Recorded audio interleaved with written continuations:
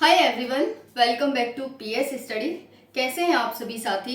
आशा करती हूँ आप सभी साथी बहुत ही अच्छे होंगे, जबरदस्त होंगे। तो फ्रेंड्स, चलिए अपने टॉपिक पर बात करते हैं। टॉपिक है हमारा factor cost and market price. क्या होता है? देखिए, हमने 2 क्लासेस ऑलरेडी इकोनॉमी की ले चुके हैं और ये आज हमारी 3rd क्लास है। 2 क्लासेस में हमने पढ़ा क्या था? तो देखो, पहली क्लास में हमने जीडीपी, ग्रॉस डोमेस्टिक प्रोडक्ट क्या होता है, ये पढ़ा था। कौन कौन से फैक्टर होते हैं जो ग्रॉस डोमेस्टिक प्रोडक्ट में काउंट किए जाते हैं और क्या उसकी डेफिनेशन होती है, किस तरह से भारत जीडीपी में 5वें स्थान पर आता है विश्व में, हमने ये देखा था। दूसरी क्लास में हमने देखा था राष्ट्रीय आय क्या होती है, राष्ट्रीय आय के 4 फैक्टर कौन कौन से हैं। आई होप आप सभी को वो 4 फैक्टर याद होंगे। याद है तो कमेंट सेक्शन में आप लिख देना, ठीक है? मैं तो आज बताऊंगी।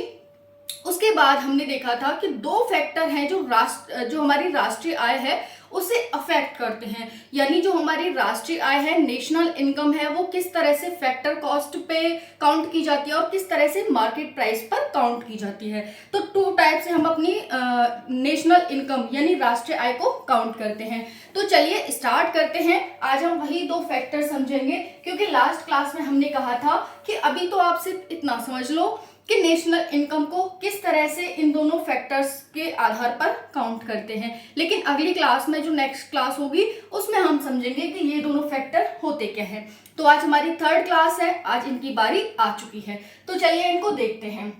लास्ट तक वीडियो को जरूर देखना, जिससे कि आपको ये दोनों जो फैक्टर हैं वो पता चल सके और आप एग्जाम में अपने क्वेश्चन को सही कर सकें। तो एग्जाम पॉइंट ऑफ व्यू से मोस्ट इंपॉर्टेंट हो जाता है। चलिए स्टार्ट करते हैं। अगर आप चैनल पर न्यू हैं तो एक रिक्वेस्ट है आपसे, चैनल को सब्सक्राइब कर लेना। कोई भी पैसा नहीं लगता है अगर अभी तक आपने सब्सक्राइब नहीं किया है। इससे फायदा सिर्फ आपको ये होगा फ्रेंड्स कि आपके पास जो वीडियो आएगी सबसे पहले पहुंच जाएगी। स्टार्ट करते हैं। Factor cost and market price. Factor cost, factor मतलब लागत, कॉस्ट मतलब मूल्य। तो फैक्टर कॉस्ट क्या होती है? लागत, मूल्य। मार्केट बाजार, प्राइस मूल्य। तो मार्केट प्राइस क्या होता है? बाजार मूल्य। तो ये तो लागत का मूल्य होता है और ये बाजार का मूल्य होता है। देखो, लास्ट क्लास में हमने आपको 4 फैक्टर बताए थे, जैसा कि मैंने आपको पहले ही बता दिया है। 4 फैक्टर कौन से थे? तो हमारे थे लैंड, सेकंड था लेबर, थर्ड था हमारा कैपिटल और 4th था एंटरप्रेन्योर। ठीक है, एंटरप्रेन्योर। ये हमारे 4 फैक्टर थे जो हमने राष्ट्रीय आय में काउंट किए थे। राष्ट्रीय आय को काउंट करने के लिए इन्हीं 4 फैक्टर के आधार पर हम काउंट करते हैं। ठीक है फ्रेंड्स, तो देखो, अब पहले हम लागत मूल्य समझेंगे। लागत मूल्य होता क्या है? सपोज दैट ये एक क्या है? खेत है आपका। खेत मतलब लैंड आ गई, इसमें ये चारों फैक्टर है, ये इसमें फैक्टर कॉस्ट और मार्केट प्राइस में ऐड होंगे, मतलब यूज किए जाएंगे। तो इस वजह से मैंने चारों लिख दिए हैं। अब देखो, हमारे पास लैंड ले ली, हमने लैंड ले ली। अब उसके बाद एक इंटरप्रेन्योर होगा। क्या होगा? एक उद्यमी होगा। उद्यमी को हम यहाँ किसान ले लेते हैं कि किसान है, यहाँ पर किसान है, उसकी खेत है, उसका एक खेत है। तो ये दोनों हमने ले लिए। अब हमारे पास लेबर एंड कैपिटल बचे। अब किसान था, उसके पास एक खेत था, अब उसके पास पैसा भी है, तो वो क्या करेगा? उसने यहाँ पर आलू उगाए। खेत में क्या किए? आलू उगाए। आलू उगाए, पैसा लगाया उसने, खूब मेहनत की, काम किया। इसमें किसके माध्यम से काम किया? लेबर के माध्यम से। क्योंकि आलू उगाने में ये नहीं है कि आज हमने आलू बो दिए, कल हमारे पास आलू आ गए। ये एक पूरे 4 से 6 महीने का प्रोसेस होता है जिसमें आलू पककर बनकर पूरी तरह से रेडी हो पाता है। तो सपोज दैट यहाँ पर जो किसान था उसने बीज लाया, वो बुवाई करी बीज की, उसके बाद उसने लेबर भी यूज करी, ट्रैक्टर भी यूज किया, मशीन भी यूज करी और यहाँ पर बुवाई कर दी। फिर उसके बाद उसने उसमें मेड़ वगैरह होती हैं, सब कुछ क्लियर करवाया एकदम प्रॉपर। फिर उसके बाद पानी लगाया उसने। उसके बाद उसमें खरपतवार हो गई यानी घास हो गई, तो फिर उसको सफाई किया और फाइनली जब आलू पक जाता है तो फिर उसकी खुदाई करवाई। खुदाई करवा के छांट छूट के उसे ले गया और कोल्ड में रख आया।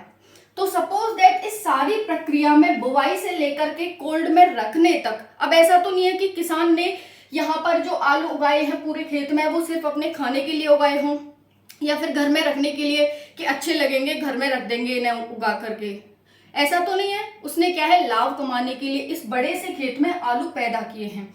तो अब उसने सपोज दैट इस पूरी प्रक्रिया में उसके 20,000 रुपए लग गए। एक खेत में आलू पैदा करने के कितने लग गए, 20,000 रुपए लग गए। अब 20,000 लग गए, अब वो ये चाहेगा कि कम से कम ये मेरे 20,000 के आलू कम से कम 30 से 40,000 और 50,000 के बिक जाए। हम एक लमसम आइडिया ले रहे हैं, ना तो मैंने आलू पैदा किए हैं और ना ही मैंने बेचे हैं, तो हम एक लमसम आइडिया ले लेते हैं कि 20,000 के उसने आलू पैदा किए, यानी उसका क्या था फ्रेंड्स, ये 20,000, यही है कॉस्ट प्राइस। क्या है ये, सॉरी फैक्टर प्राइस या कॉस्ट प्राइस आप कह सकते हैं। ओके, तो ये कॉस्ट प्राइस या फैक्टर प्राइस कह सकते हैं आप, फैक्टर कॉस्ट कह सकते हैं इसे। तो हम यहाँ पर फैक्टर कॉस्ट लिख लेते हैं। तो ये फैक्टर कॉस्ट था ना, लागत मूल्य, ये हुआ 20,000 रुपए।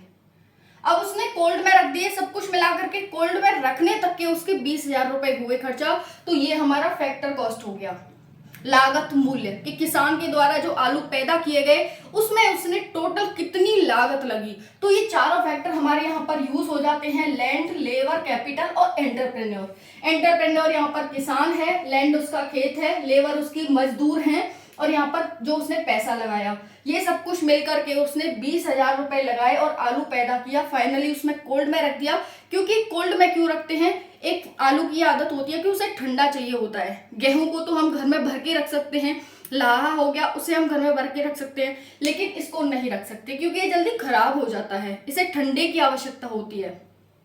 तो इस वजह से अब यहाँ पर जो फ्रेंड्स 20,000 हुए वो हमारा फैक्टर कॉस्ट हो गया, या फिर कॉस्ट प्राइस आप कह सकते हैं। फैक्टर कॉस्ट या कॉस्ट प्राइस एक ही होता है, यहाँ पर आप कह सकते हैं इसे। अब इसके बाद क्या हुआ, कोई क्रेता आया, ठीक है, बड़े बड़े खरीदने वाले होते हैं, कोई क्रेता आया और उसने 20,000 के आलू, जो वो कह रहा था कि कम से कम 30, 40 या 50,000 रुपए के मेरे आलू बिक जाने चाहिए, सपोज दैट किसी क्रेता ने 50,000 के आलू खरीद लिए। अब जिसने खरीदे हैं वो भी अपने घर में नहीं रखेगा, वो भी इनसे लाभ कमाना चाहेगा, तो वो भी मार्केट में ले गया। फुटकर विक्रेता होते हैं और जो थोक विक्रेता होते हैं उनको एक जैसे भी जिसने खरीदा 1 बोरी, 2 बोरी, 50 बोरी, 60 बोरी, 1 किलो, 2 किलो, तो उसने क्या किया, सबको यहाँ पर वितरित कर दिया। अब जो फाइनली कस्टमर के पास जो आया ना, जैसे आप हम आलू खरीदने जाते हैं मार्केट से, कितना खरीदने जाते हैं, जितना हमारी आवश्यकता होती है, 1 किलो, 2 किलो, 5 किलो, ऐसा नहीं हम एक साथ भर के रख लें। जैसा कि मैंने बताया इसको ठंडे की आवश्यकता होती है, तो हम अपनी जरूरत के हिसाब से ले आते हैं, 5 किलो, 10 किलो, जितने भी होते हैं। तो जो हमने खरीदा ना वो हुआ मार्केट प्राइस। कॉस्ट प्राइस किसान के द्वारा लागत लगाई गई, और जो क्रेता के द्वारा खरीदा गया जब तक का पैसा जो यहाँ पर था वो हुआ यहाँ पर कॉस्ट प्राइस। अब जब इसने खरीद लिया और इसके द्वारा जब कस्टमर को बेचा गया वो हुआ मार्केट प्राइस। समझ आ गया क्या होता है कॉस्ट प्राइस, क्या होता है मार्केट प्राइस। तो यहाँ पर ये हो गया कॉस्ट प्राइस, ये हो गया मार्केट प्राइस। समझ आ गया होगा आप सभी को। चलिए, तो यहाँ पर अब हम इसे मिटा देते हैं और उसके बाद हम इसका फॉर्मूला देखने की कोशिश करते हैं कि मार्केट प्राइस का फॉर्मूला क्या होता है। मार्केट प्राइस का फॉर्मूला यहाँ लिखा हुआ है, कॉस्ट प्राइस, ये फैक्टर कॉस्ट का हम अपने आप बनाएंगे। तो देखो, मार्केट प्राइस का फॉर्मूला होता है मार्केट प्राइस प्लस इसमें फैक्टर कॉस्ट।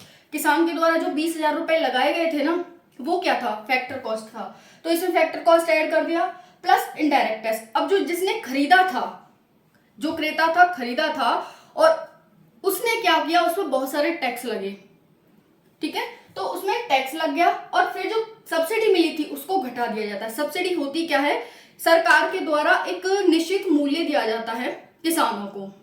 हालांकि बहुत जगह दिया जाता है सब्सिडी, जैसे सिलेंडर पे दी जाती है सब्सिडी, तो किसानों को एक छूट दी जाती है, उसी को हम सब्सिडी कहते हैं, उनको सहायता सहयोग देने के लिए। तो यहाँ पर सब्सिडी को घटा देंगे, इनडायरेक्ट टैक्स को और फैक्टर कॉस्ट को ऐड कर देंगे, यही हमारा मार्केट प्राइस बन जाता है।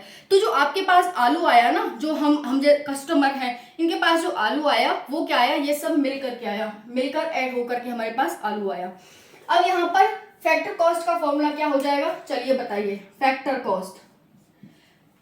कॉस्ट को यही रहने दो, इन दोनों को इधर ले आओ, इन दोनों को इधर लाएंगे तो माइनस में, देखो फैक्टर कॉस्ट, ये मार्केट प्राइस तो ऑलरेडी इधर है मार्केट प्राइस, इसको इधर लाएंगे तो ये माइनस का हो जाएगा इनडायरेक्ट टैक्स और प्लस की हो जाएगी सब्सिडी, ठीक है।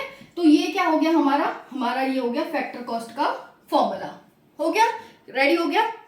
ठीक है, तो यही था factor cost and market price. कभी भी आप जब भी हम राष्ट्रीय आय की बात करते हैं और राष्ट्रीय आय की बात करें, इन दोनों फैक्टर्स की बात ना करें, ऐसा पॉसिबल ही नहीं है। ओके, तो आई होप आप सभी के लिए वीडियो इंफॉर्मेटिव रही होगी, आपको जानकारी मिल गई होगी कि फैक्टर कॉस्ट होता क्या है एंड मार्केट प्राइस होता क्या है। थैंक यू सो मच, जय हिंद। कोई भी डाउट हो तो कमेंट सेक्शन के माध्यम से आप पूछ सकते हैं।